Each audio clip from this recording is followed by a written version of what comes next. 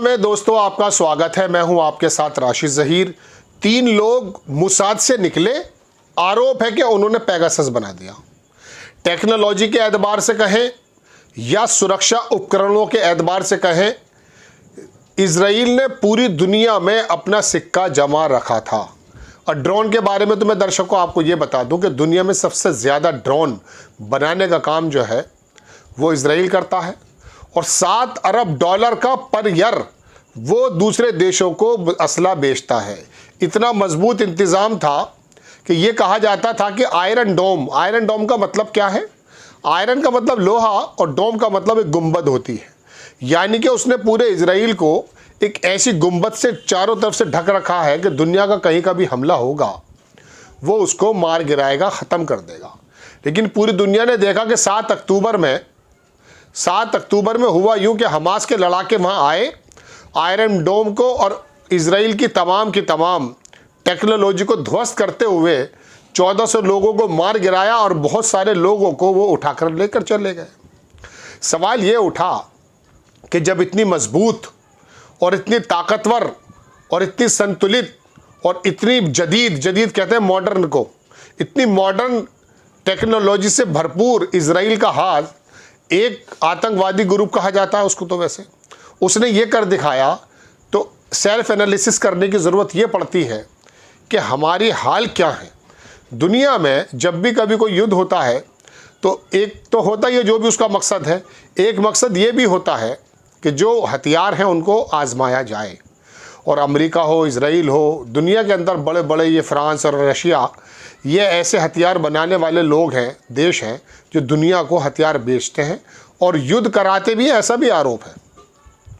अग्निवीर आपने सुना है, जब ये योजना लॉन्च हुई तो पूरे देश में क्या हंगामा मचा। राहुल गांधी से लेके हर उस आदमी को जो है कहा गया कि ये सेना के खिलाफ बात कर रहे हैं। जो जवान 15 बरस की नौकरी या 20 बरस की नौकरी या 25 बरस की नौकरी के लिए अपने खून पसीने को ज़मीन पर मिला करके भारत के लिए तैयार होता था, उसके लिए कह दिया गया कि आइए, सीखिए, लड़िए और जाइए। यानी कि 4 साल की नौकरी में क्या वो जज्बा जो 15 साल, 20 साल, 25 साल और पूरी ज़िंदगी लगाने के लिए हुआ करता था, इस 4 साल की नौकरी में उस अग्निवीर के मन में ये बात पैदा नहीं होती होगी कि ये तो मेरी टेम्परेरी जॉब है, मुझे तो छोड़ करके जाना है। तो क्या वो जज्बा बाकी रहेगा जो सेना का जज्बा होता था? एक बात, पिछले दिनों अग्निवीर छोड़कर बहुत लोग आए। एक छोटी सी कटिंग मेरे नज़र के सामने आई। उन्होंने लिखा कि क्या आप सेना के लिए मोदी सरकार द्वारा शुरू की गई अग्निपथ योजना को सफल मानते हैं?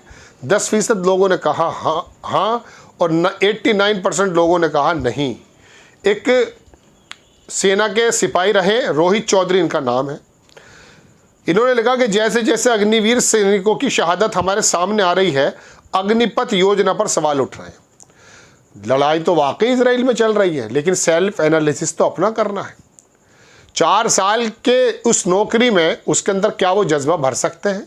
अभी खबर आई कि अग्निवीर की शहादत हो गई, उनको पेंशन ये तो सब चीज़ें मिलती नहीं है। प्राइवेट एम्बुलेंस में शहीद की डेड बॉडी आई और उसकी बहनें, उसकी माँ, उसके बाप भाइयों ने उसको कंधा दिया। ये पंजाब की घटना अभी की है। सेना ने कह दिया कि साहब वो जो है गोली लग गई उसके खुद ही, कुछ ने कहा सुसाइड हो गया। यानी कि आप जो धीरे धीरे सीखने की प्रक्रिया होती है, एक सेना से जुड़े व्यक्ति का चैनल है उसको मैं देख रहा था, उसमें कहा कि शुरू में जिस जगह ट्रेनिंग होती है उसके बारे में बताया जाता है, फिर धीरे धीरे, चूंकि वो शहर का बंदा, गांव का बंदा जज्बा ही तो लाया है, सिर्फ उसको पूरी तरह से तैयार करना तो सैनिक की जिम्मेदारी है। कह रहे 1-1.5 महीने में तो हम उसके धीरे धीरे रनिंग बढ़ाते हैं और यहाँ तो 6 महीने में उसकी पूरी ट्रेनिंग करनी होती है। अब ऐसे समय में ये अग्निवीर कितने मजबूत है मैं इन पर आवाज़ तो उठा नहीं सकता, लेकिन अब माना यह जा रहा है कि 50 अग्निवीर छोड़कर चले आए, लोग छोड़ने का प्रोग्राम बना रहे हैं। आधे से ज़्यादा अग्निवीरों के दिमाग में ये बात रहती है कि हमारी तो नौकरी जाने वाली है, और आधे से ज़्यादा दिमाग में ये रहती है कि हम परमानेंट कैसे हो जाएं। यानी कि 75% को लोगों को तो बाहर जाना है, आखिरी 25% लोगों में कैसे इम्प्लीमेंट करके आगे जाना है, अपनी नौकरी का काम करना है। सेना का काम खाली नौकरी का नहीं हुआ करता था दर्शकों, एक जज्बा हुआ करता था। लेकिन इन्होंने, भारतीय जनता पार्टी की सरकार, केंद्र सरकार ने इस काम को डिफरेंशिएट कर दिया और इतना प्रोफेशनल अंदाज में उस काम को किया जो कि इजराइल में होता था। इजराइल के अंदर क्या हो रहा है कि नेतन्याहू का लड़का तो मियामी बीच पे ऐश कर रहा है और वहाँ के जो लोकल नौ सिखिए आर्मी के लोग हैं, रिजर्व फोर्स जिसको कहते हैं, वो लड़ रहे हैं। अब इतनी ज़बरदस्त उपकरण होने के बाद, ऐसी बात होने के बावजूद भी हमास के लड़ाकों ने उनको तहस नहस करके रख दिया। ये बात दीगर है कि अब वो बाद में एयर स्ट्राइक करके वहाँ बेकसूर लोगों को मार रहा है, लेकिन शुरू में तो जो तूने भरम्बा बनाया था, मैं बात कर रहा हूँ इजराइल की, वो तो पूरी दुनिया के सामने से ख़त्म हो गया। कौन खरीदेगा आयरन डोम? अब आपसे कौन खरीदेगा? वो समझ जाएंगे ज़रा से लड़ा के आए और ख़त्म करके चले गए। तो दर्शकों, बात लड़ाई तो भले ही वहाँ हो रही है, लेकिन हमें अपने देश के बारे में सोचना है। सेना का जवान के हालात क्या हुआ करते थे आप जानते हैं, उसको क्या क्या मिला करता था। इसके बारे में तो लंबी बहस हो जाएगी, लेकिन राहुल गांधी की वो बात वाकई अब बिल्कुल सही साबित होने जा रही है।